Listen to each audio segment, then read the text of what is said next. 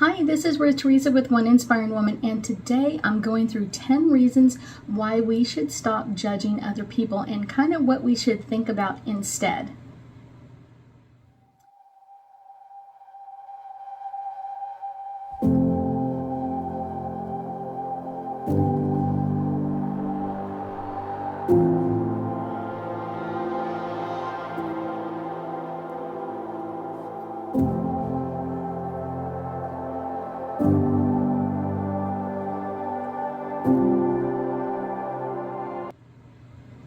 That's right.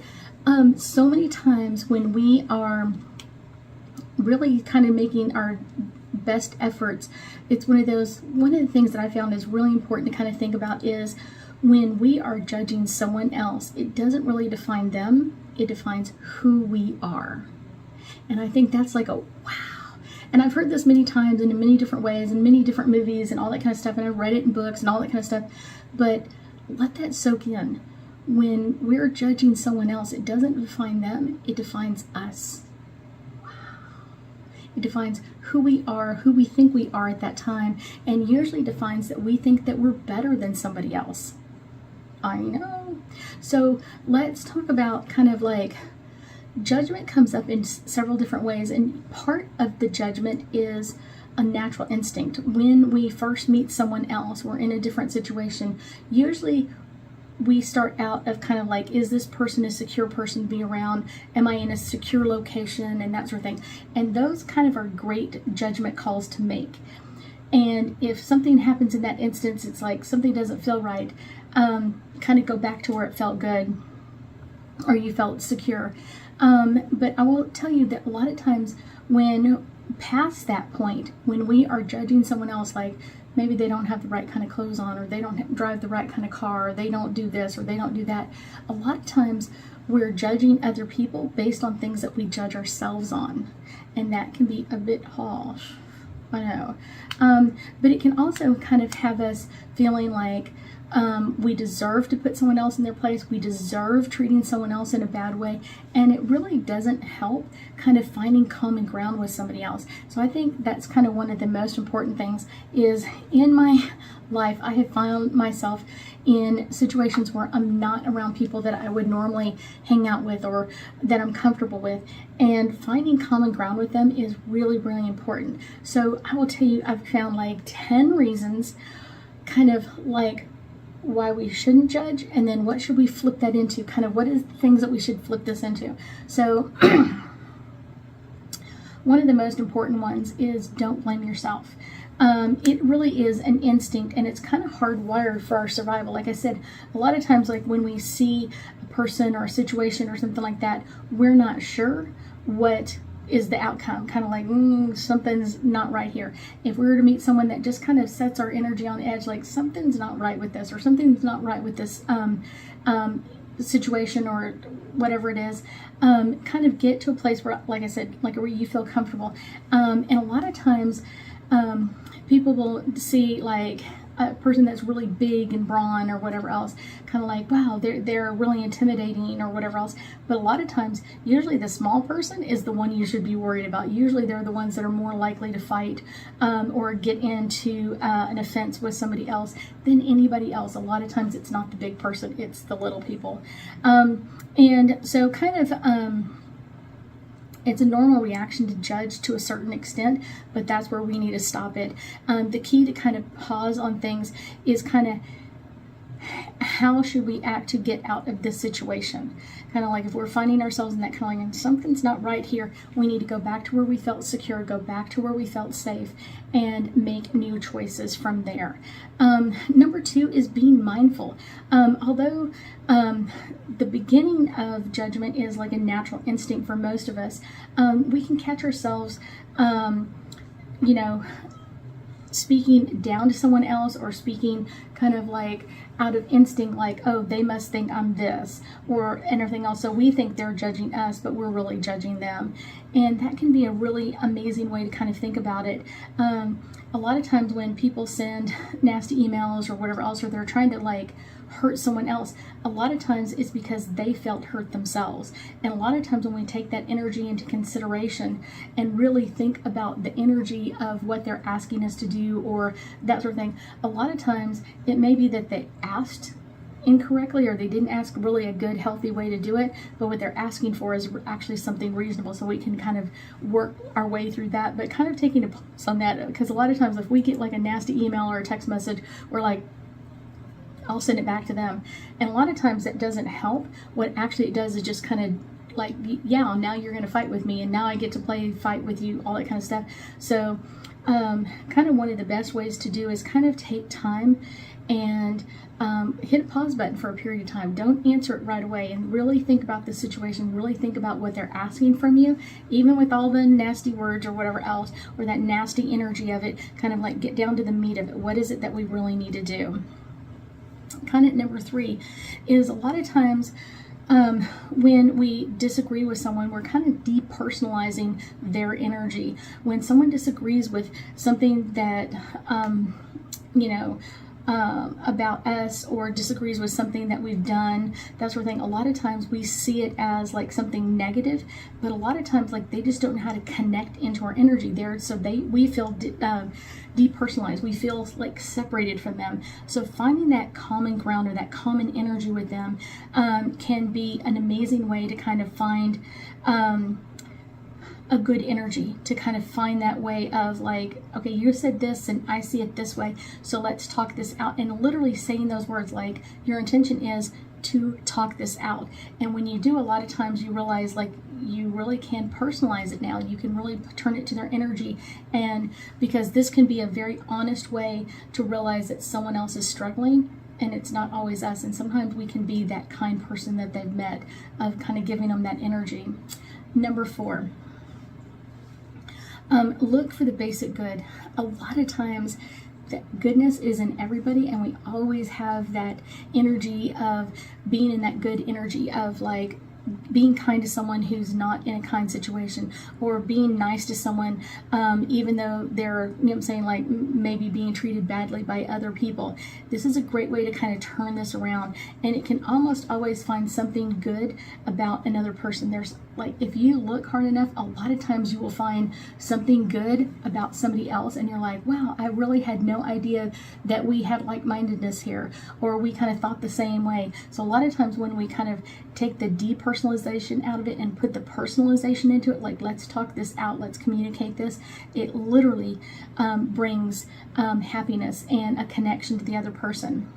Number 4, look for the basic goodness in people. Sometimes it takes a little bit, especially if you've grown up in a very judgmental family. It can be easier to scan for the negatives in someone than it is the positives. Now, once you've kind of set the first energy of like, okay, this is what we need to be looking for, literally find things that were common ground where you can find with someone else. Kind of how can you connect to them? Maybe they have something in their past or something that you can kind of relate to, and that kind of brings in that basic goodness in them, kind of that smile, that recognition of, yes, we're on the right page, we're making this connection, and looking for that basic good in them will also help you bring out the basic good in you as well. Number 5, this is kind of like a great one to kind of like think about some different mantras, or some different ways to kind of think about this, is finding different ways to kind of like, I'm looking for the common ground, telling yourself I'm looking for common ground with each person. Maybe we grew up in the same area, or maybe we had this, or maybe we've been through the same things in life. When we're looking for that common ground with people, it really does help make that personalization, and repeating mantras like everybody may not be like me, but everybody likes me, and I like finding what we have common between the two of us. So that can be kind of like a interesting way to do that, and finding just the thing to do, or kind of make someone feel more important. Everybody makes mistakes, just like I do. That's kind of the best way to put it, is like one of those mantras is like, Everybody makes mistakes, just like I do. Everybody does. And so when you see someone else struggling, instead of judging it, kind of take a step back and go, I've been there. I've been in that place. And so I'm going to take a step back and let them kind of allow this goodness to come up in them, and it will really help you kind of connect with them in a different way. Number 6 is reframe. When someone else does something to you, maybe you don't like, maybe it hurt your feelings or whatever else, kind of give it a pause, kind of give it a time to kind of really get centered for yourself, accepting people that they've done different things, that they have found fulfillment in different ways and different people than you have. Not everybody who went through the same thing in life went through it in the same way as you did. Sometimes people are like, well, oh, you went through this and you look normal or whatever else. Like, okay, I look normal, but not everybody made the same choices I did. Not everybody had the same background I did, or look at life the same way that person did. So that's a great way to do it. Is sometimes people made different choices, and it doesn't mean that they made bad choices. It just made they different choices than you. Number 7, look at your own behavior. A lot of times when we're judging someone, it's really, we should be judging ourselves. Like I said, a lot of times we're kind of like, oh my gosh, they did this differently than me. And a lot of times we kind of did part of that, or maybe we just didn't get caught doing that. And so that's a great way to really think about that energy of like, oh my gosh, how can we change this? How can we kind of look at this behavior differently? And, kind of like, everybody has a chance, kind of giving them a second opportunity or even a third opportunity to make some new decisions and make new choices in their life. Number 8, kind of educate yourself. A lot of times I have found that people have hidden disabilities, and a lot of times they don't show it on the outside. It's all on the inside. It's the inside part. I have found this especially sometimes people have disabilities, like in their hands. I saw someone the other day, and their hands look normal, but when they tried to move them, they didn't have complete mobility. And so like, wow, I didn't even, you know what I'm saying? Like, asking them about it, like, wow, your hands look really interesting, or that sort of thing. I grew up with an aunt with really bad arthritis, and so her hands were, you could see the knuckles and the joints in them that were so inflamed and hurt her all the time. But it was one of those, she made different choices in her life, and that was like her energy hanging on to that. A lot of times people will socialize with somebody else because they have maybe poor social skills. Sometimes people with like Asperger's or kind of ADHD, it's one of those, they can't really focus on us, or they need that personal space more than normal people. But a lot of times when you come up and you have a conversation with someone, I love looking at their eyes. Their eyes will tell me so much information, kind of making that connection with them. And then a lot of times, like, asking, is it right if I shake your hand? Is it right if I give you a hug? And asking, and if they say no, it's not personal to you, it's just who they are. There is no judgment. It's one of those, it's like, oh my gosh, they didn't want to hug me or shake my hand. You can ask for different things. I feel like this is something that happens a lot with kids. When my kids were really young, people would come up to them and be like, oh my gosh, they have beautiful blue eyes and blonde hair and that sort of thing. And because of that, they would kind of like try to touch them or like talk to them or whatever else. And a lot of times it was something that my kids were kind of like, I don't want you to touch me. Sometimes people would be like, well, can you shake so-and-so's hand? I've had several parents do that. Oh, can you shake Miss Ruth's hand or whatever else? And I'm like, I often just ask the kids ahead of time, like, how would you like to greet somebody else? How would you like to connect with somebody else? Maybe it's a high five, maybe it's a handshake, maybe it's something else, but letting that child set their own boundaries is amazing. So that's educating yourself on their energy and how is it going to work better, because I have children that are very, very sensitive when they were younger, and being around too many people really kind of got them off edge. And so it's kind of like made it so much easier if I gave them the options. How would you like to say hello to this person? Instead of telling them they had to do it. So many times people are like, you have to say hello to someone. No, giving them the time, educating yourself. It's okay to communicate with other people. And sometimes they just say, I had one child not too long ago said that we just wanted to bow to each other. So we just bowed to each other. And that was kind of our way to say hello and to say goodbye to each other. He didn't want to touch or anything else, and that was completely okay. He didn't want to high five, he didn't want to shake hands or anything else. So we decided that we would just bow to each other, and we giggled the whole time. We thought it was so much fun, and that allows that child to know that I'm not going to suppress or push my energy over him and suppress his energy at the same time. Number 9 is give someone the benefit of the doubt. A lot of times when kind of like people wake up at different times or kind of do something differently, or kind of sometimes people are just kind of like not nice in you know what I'm saying, at times, giving that person an opportunity to kind of make changes and kind of make agreements with themselves, and it can also kind of give themselves a moment to kind of gather themselves.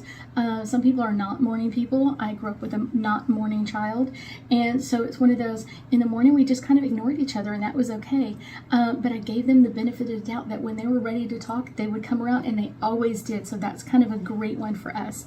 Number 10 is kind of feeling good about yourself. If you feel good about how you've done something, you should have no interest in judging someone else.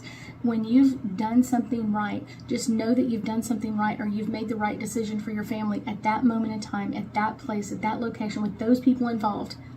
And there's no shame, there's no guilt or anything else. It's just like you made the right decisions, and other people have the right to make a wrong decision and change it and upgrade it. Because if you never make a mistake, you never learn how to fix it. And that's one of those amazing life lessons that we can really take a hold of and really learn how to upgrade our energy in what's going on around us. Let's do some angel cards and get us a little bit more information about reasons why we should stop judging other people and what should we do instead. So the first card is all about friendship. If we want to be open to friendship, we have to be open to friendship to all different kinds of people. It can't be just the person that lives next door to me, or the person that does a certain thing a certain way, or only likes me, or whatever else. No. We need to open up to all different kinds of people, because when we do, we learn so much, not only about ourselves, but other people as well. That's one of the things I learned a long time ago in high school. I had friends in almost every kind of group, and that was one of the things that, like, people were like, you didn't really hang around with. I had some friends that I hung out with, but I also knew people in every group around, and that was kind of a really interesting, because it kind of gave me a very special insight into other people's lives. Support. We should learn how to support each other and not judge each other. Support ourselves, support our energy, and support the people around us, and allow them to make their own choices. Even if we don't agree with them, it's their choice. Retreat. When you don't know what else to do, take some time to yourself. Take a deep breath. Hit the pause button for a second, and kind of, what can I do to change this energy? What can I do to kind of hit the pause button and allow this person to have a moment or two? Sometimes it's just like, hey, I'm going to give you a couple of seconds, or I'm going to go do this, or get a glass of water, or whatever else, and it gives them a moment to kind of rethink about what they're thinking about, or kind of are they on the right track? That's their choice, not yours. Enchantment. Always looking for the best in someone else is an amazing way to kind of think about life. It's an amazing way to look at our lives as well. When we look at others through the best possible insight, the best possible enchantment, and everybody wants to make the right decision, but sometimes people make the wrong decision. Sometimes I made the wrong decision. Sometimes you made the wrong decision, and that's okay, because now we have an opportunity to learn how to fix it, change it, and modify it. Our last one is our guardian angel. Our guardian angel is kind of always that whispering voice in the back of our head of, here's how to make a change, or here's how to fix this, or here's how to do this. And when we really listen to our guardian angel well, it is something that can really bring a positive effect on our lives. I thank you so much for joining me today, and I know that we'll be talking again soon.